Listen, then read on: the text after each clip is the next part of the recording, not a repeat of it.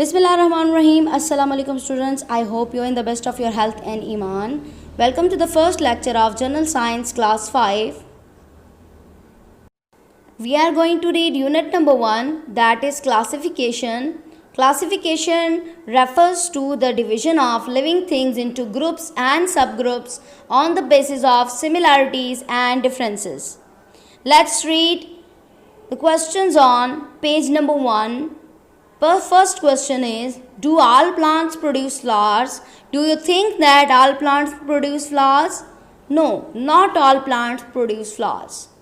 Our second question is, why do scientists need to classify animals and plants? Scientists need to classify animals and plants because there is a vast variety of animals and plants on the planet Earth.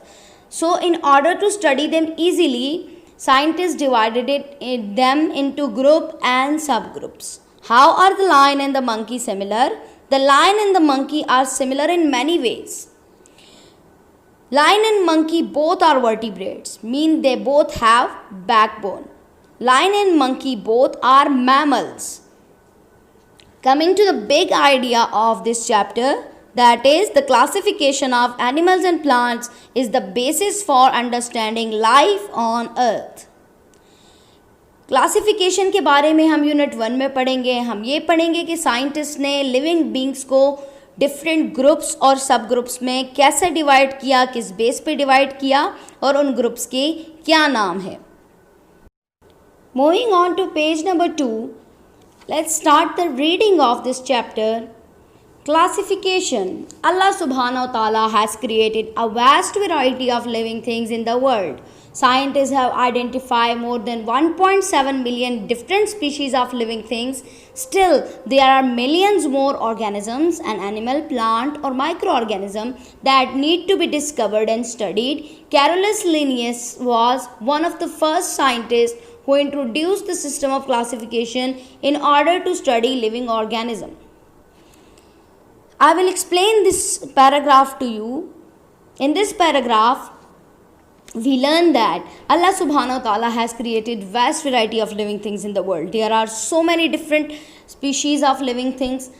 Still, there are many living organisms, animal, plants or microorganisms that need to be discovered by the scientists and studied carefully. But in order to study them, we need a system of classification. The first system of classification was introduced by a scientist. His name was Carolus Linnaeus.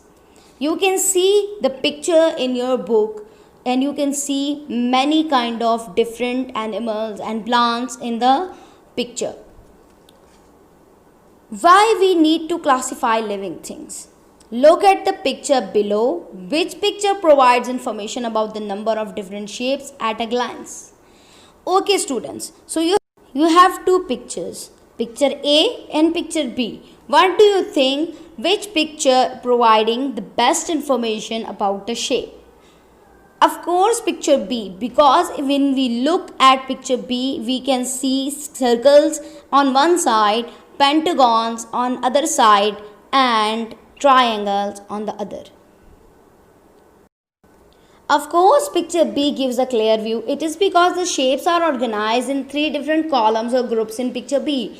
Now think about 1.7 million different species of living on earth.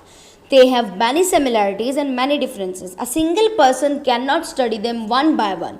Therefore, living things are classified on the basis of special characteristics which make it easy to study them. It also gives us information about the interrelationship among different organisms. We can also identify a newly discovered organism through this system.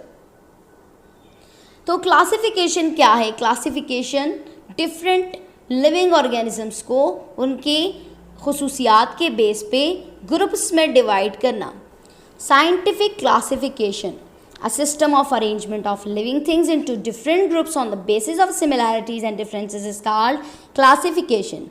Animals and plants have many characteristics. Therefore, there are more than one way to classify them into different groups. Scientists classify living organisms mainly according to their key characteristics such as number of cells, way of getting food, habitat.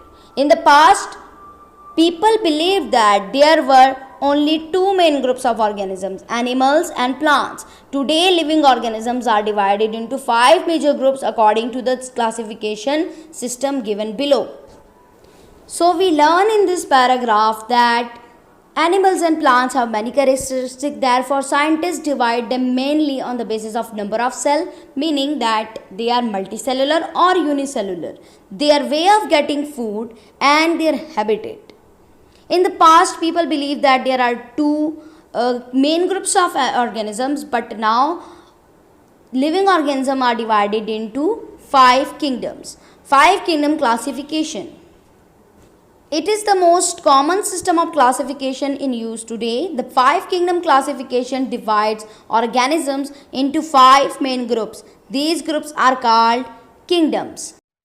So coming on to page 4, we have plants are multicellular. You can see in the picture there are many types of plants. Some are flowering plants and the others are non-flowering plants. You can see trees, you can see shrubs and herbs as well. Next kingdom is kingdom Monera. Monera are unicellular. Its example is bacteria. The next kingdom is kingdom animals or animalia.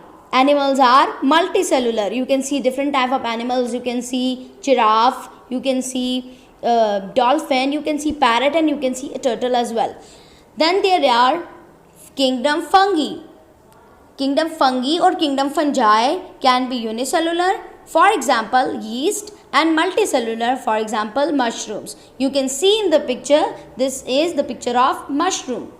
Then there is kingdom protista. Kingdom protista can be unicellular, for example amoeba, and multicellular, for example algae. Let's read this. Each kingdom has a story to tell us about life on earth. In this unit, we will learn more about the animal and plant kingdom. The first one to explain is the plant kingdom. So let's read what's lie here for us. The plant kingdom. The plant kingdom consists of organisms that are made up of many cells and use sunlight, water and carbon dioxide to make their own food. Plants have many distinctive features by which they can be classified easily. Two major branches of the plant kingdom are flowering and non-flowering plant. As we have read earlier that plants prepare their own food by a process called photosynthesis. Plants use sunlight, water and carbon dioxide to make their own food. And also we learn that plants are made up of many cells, meaning they are multicellular. Plants have many distinctive features, and we learn that plants can be divided into two major groups. The one is flowering plants and the other is non-flowering plants. What do you think by the word flowering plant and what do you think by the word non-flowering plant? Yes, flowering means that plants which bear flowers, and non-flowering mean that plants which does not bear any flower. On page 5 we have non-flowering plants or conifers. Let's read. Conifers are often large trees. They produce seeds but do not have flowers. Instead, they have cones to carry seeds. Therefore, they are named conifers. Pines, junipers, cedar, spruce and firs are a few examples of conifers. Let's explain it. You see large trees, especially in the mountainous areas, there are many large trees. These large trees are called conifers. They do not have flower, instead their seed grow in cones. So therefore they are named as conifers. Their examples are pines, junipers, cedars, spruce and firs.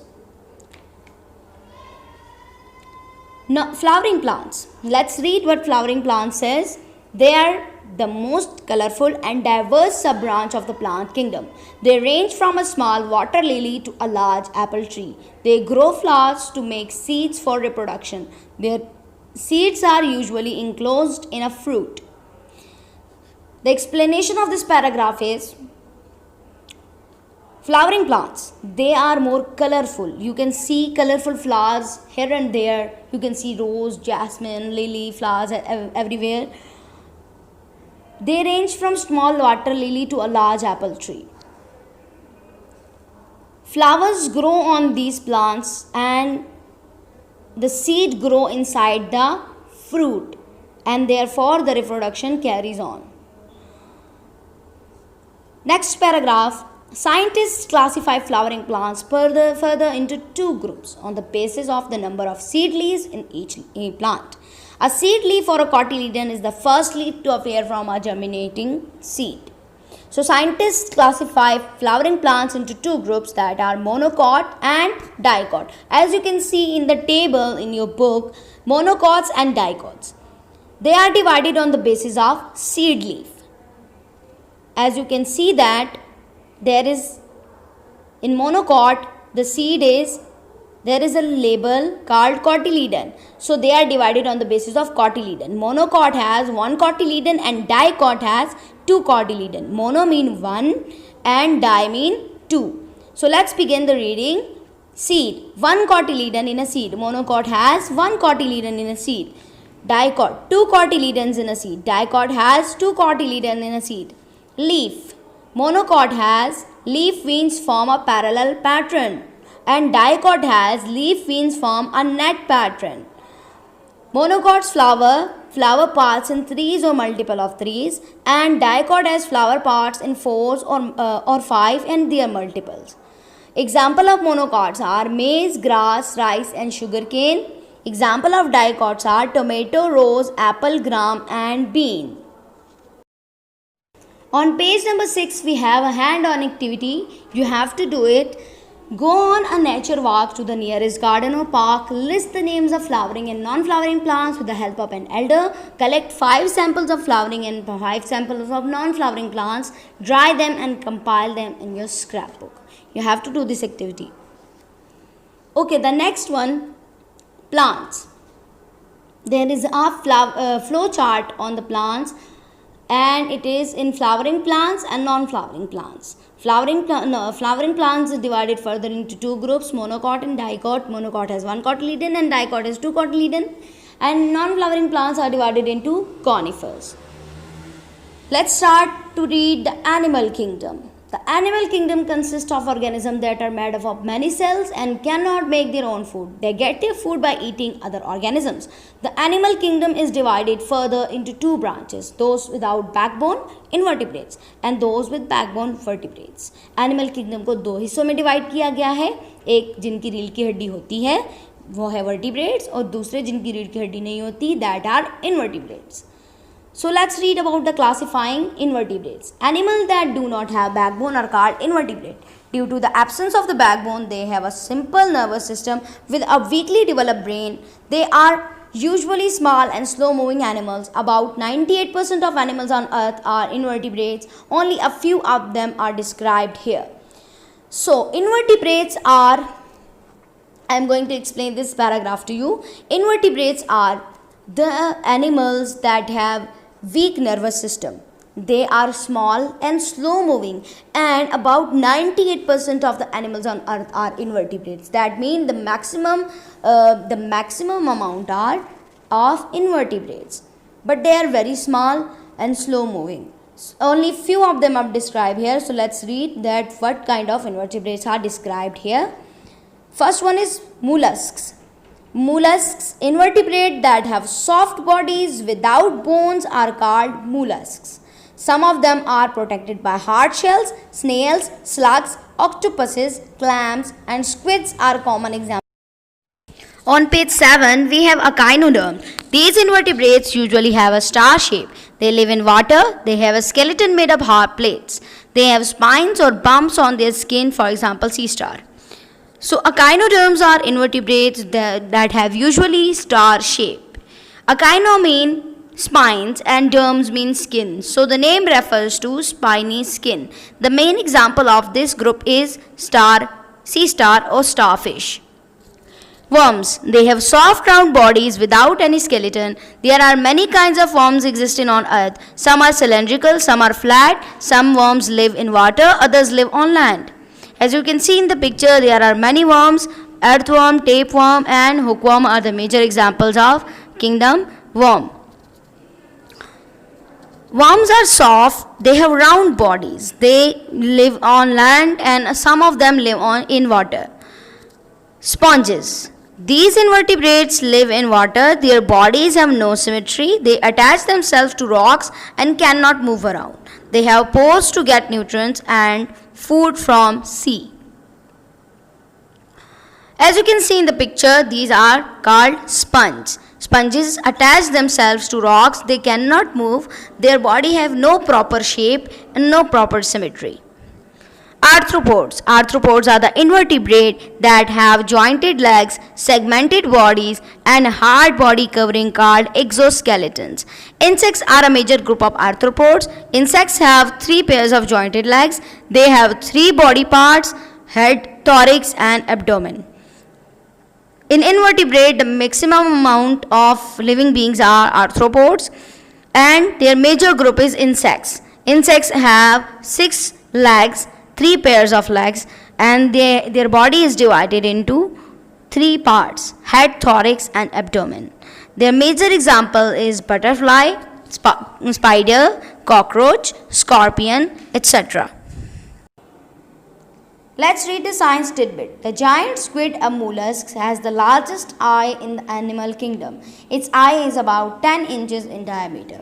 A giant squid is a mollusk, and that is an invertebrate. It has the largest eye in the animal kingdom.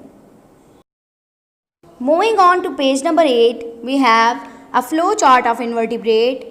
First type is without jointed legs, and the second type is with jointed legs. Coming to the without jointed legs, it is divided into 2 groups: with shell and without shell. In with shell, there is rough spiny skin, that are echinoderms, and soft body with hard shell, that are mollusks. Without shell, symmetrical body, with body without symmetry. Symmetrical body has worms, and body without symmetry has sponges. With jointed legs has arthropods. Let's come to classifying vertebrates. Animal with an internal skeleton and backbone are called vertebrate. The backbone protects a very important set of nerves that go to the brain. Therefore, they have a complex nervous system and a well-developed brain. They are usually bigger and faster than invertebrates. Less than 2% of all animals on earth are vertebrates. They are divided further into 5 classes. So, animals have internal skeleton and a backbone. Therefore, they are called vertebrates.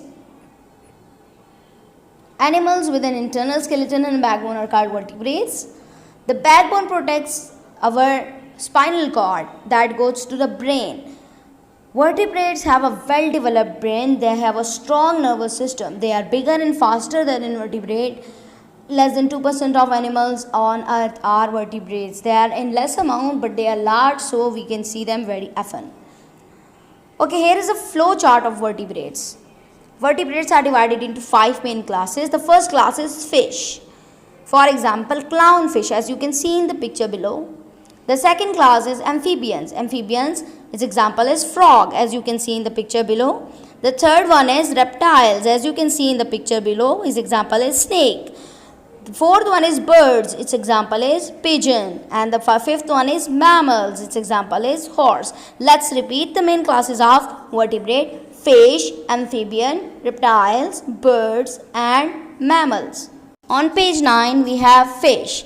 Fish are the vertebrate that have fins, tails, and streamlined bodies to swim in water. They get oxygen using their gills. They have slimy scales on their bodies. Fish are also cold-blooded and they lay their eggs in water. So, fish we read that fish is vertebrate.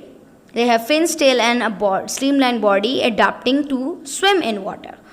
They get oxygen using their gills. As you can see in the picture, this fish have gills near his eyes. Fish are cold-blooded. What are cold-blooded animals? Cold-blooded animals are those animals that maintain their body temperature with the surrounding environment. Meaning that if there is cold outside, then their body will be cool. And if there is hot outside, then their body will be hot.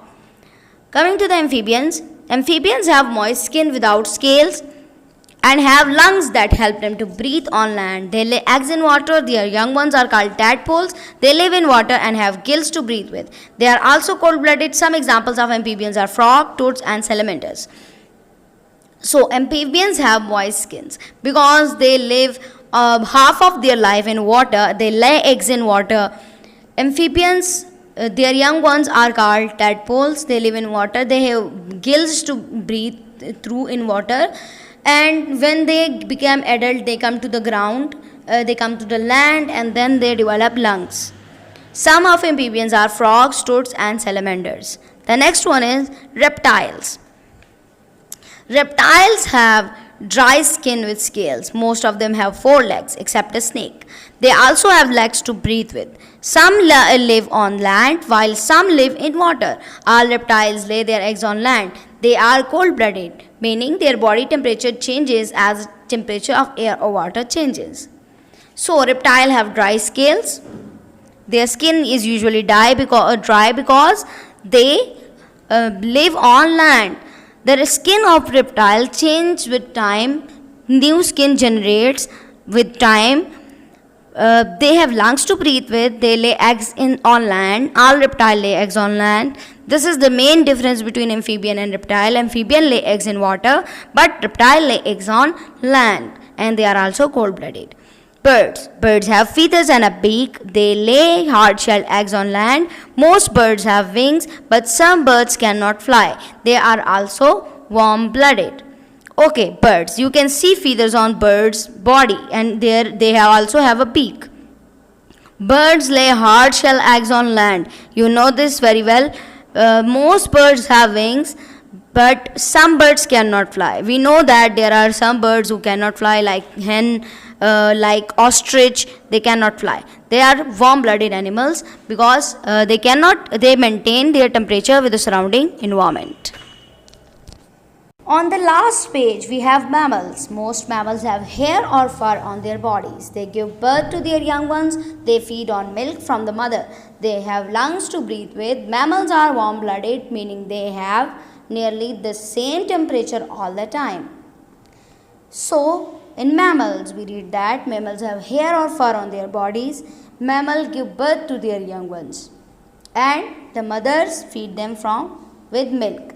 They have lungs which they breathe through. Mammals are warm-blooded, meaning they have nearly the same temperature all the time. Okay, there is a question. Which group of vertebrate do humans belong to? So you have read this chapter, you have read about every vertebrate group. So you can tell me now that which group of vertebrate do human belongs to? Yes, human belongs to mammals.